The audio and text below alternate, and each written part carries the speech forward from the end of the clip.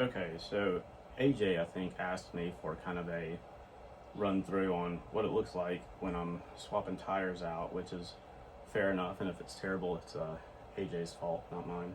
But so after only one or two tests with the Barzo or Mezcals, that's what's on here, Mezcal 2.4 XC race casing, they did pretty well, close enough to kind of between like the Barzo and the Racy or Peyote on pavement, that with how many of that lineup I've done so far, I thought it was probably fair enough for now to say it's just a viable choice based on your terrain. But anyway, so as far as changing tires, we're going to, another reason I'm changing, I got the brand new Scorpions from Pirelli, XCRH, Race Compound, Pro Wall, kind of look like a Thunderbird, maybe, some inspiration there. Anyway, so I already pulled the wheels off the bike, obviously, let some air out, and before I let the air out, when I let the air out, I'll let it out, I let them just sit in this 12 o'clock position with the valve. That way all the sealant's mostly pooled at the bottom of it, so I can get it out without wasting a ton. And pulled the valve core out too, just to check it out, kind of clean over everything. Those get gummed up super easy. I used to use Fillmore's a lot. Now I'm just back on regular, usually stands, Presta valves with a removable core, and just what I've got a bunch of these Park valve core removers. I like those pretty well.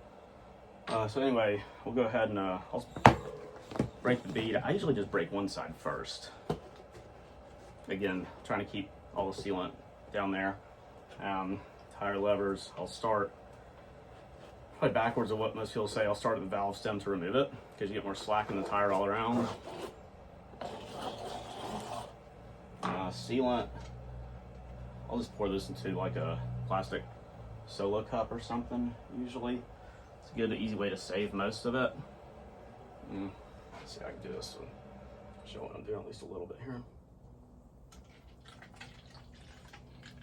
You can also use one of these little injector things to get it out. I've got one from Radar Labs right over here. Works about as well probably as most of these. They all suffer the same fate though, as stuff gets clogged. But anyway, so I'll go and pull the other side off. And I'm always trying to keep whatever sealant's in there is going to be cooling at that 6 o'clock position. So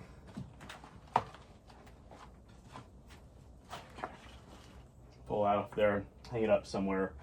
I can spray it off a little bit later. I use a lot of these like little quick clamp type things for that, or in this case I'll just hang it on this other door over here. Okay, so once that's off, get any dried sealant or whatever is like sticking everywhere. This looks pretty good still.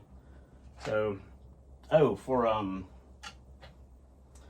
getting the new tire on there, let's see.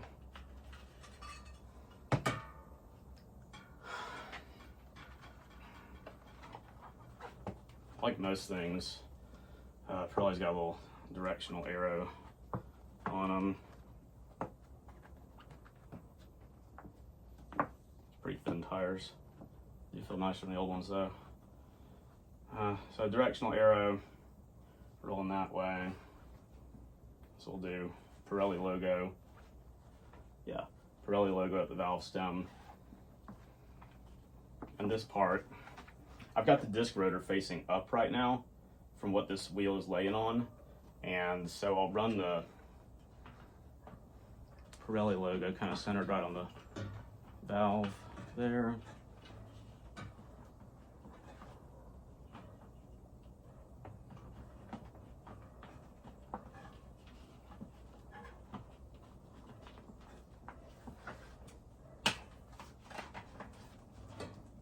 And you can see I've started like kind of pushing the far side of the tire on from the near side, which is technically not probably the best way to do it. The best way to do it would come from the other side, but that also involves getting the tire all the way over the rim first, and it's kind of got its own set of inconveniences. But anyway, this would have been easier if I started opposite the valve stem, but it's easier to line stuff up if you just do it that way. And with only one side on at a time, it doesn't matter that much what you're doing first. You got plenty of slack in it. So then, here's the important part. One side's on. I'll usually go ahead and start on the side opposite valve stem. A couple reasons there. One, it's just easier to get some slack in the tire by getting it pushed all the way down into that bead channel coming around it. Having a workbench or something to place the wheel on is pretty helpful. So I'll come most of the way around this thing, but not, I'll leave a few inches of it hanging off over here. And, man, weird tire. So then I'm gonna put some sealant in. I don't ever inject through the valve, even though I guess it works fine, people.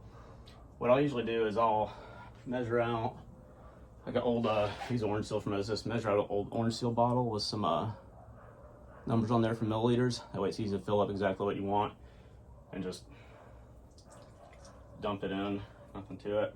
And then rotate it so you're getting it kind of down the tire, then start getting the rest of that bead installed as you go. And I'll just kind of work my way around right here.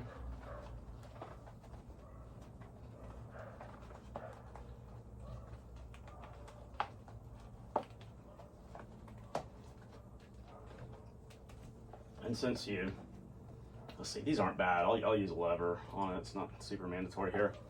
Again, I'm finishing up with putting it on the valve stem, kind of around it. Not typical what you'd see, but it's in almost all scenarios easier. I didn't even use a lever for that.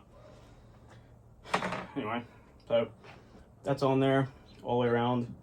This thing's got kind of a wild, like, bowed shape to it. Not sure what's going on there. Anyway, so go ahead and air it up. So press the cycle inflator.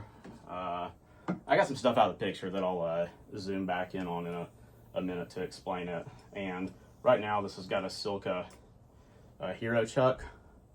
Presses on, it's got the little lock switch there. Anyway, so I'll air it up without the valve port in there just to get the bead seated in place. Okay.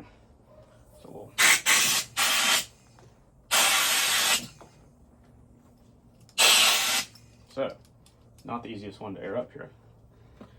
Probably best thing to do with this tire is to, instead of letting this bead look like a potato chip, kind of flatten it out across the top profile, enough just get some initial air in there to pop it on. Okay, so like 5th, 6th attempt trying to air up some new Pirelli Scorpions here. Got one done, and I'm sure the way I did it will not work on this one since I'm actually going to video it. The sidewalls are like super floppy. You see the bottom how it's like bowing like a potato chip there. I've never had to do this with a tire to get it into inflate before, so we'll see if it'll work again. Okay.